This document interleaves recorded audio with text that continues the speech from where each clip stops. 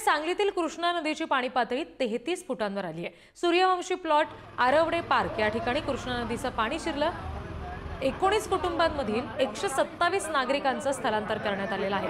कृष्णा नदीची इशारा पातळीकडे वाटचाल सुरू आहे आणि त्या दृष्टीने ही पावलं उचलण्यात आली आहेत।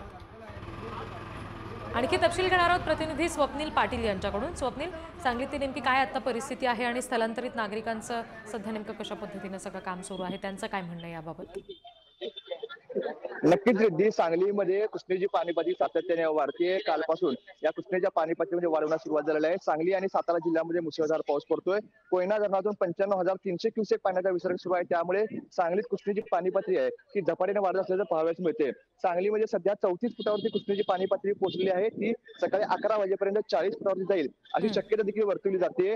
सांगलीमध्ये कृष्णेची पाणी पातळी 40 फुटावरती इशारा पातळी आहे, तर 45 फुटावरती धोका पातळी आहे। असं असलं तरी सांगलीतला आता सूर्यवंशी प्लॉट आणि आरवडे पार्क मध्ये पाणी शिरलेलं आहे। या ठिकाणी असणारे 19 कुटुंबातील 127 नागरिकांचं स्थलांतर करण्यात आलेलं आहे।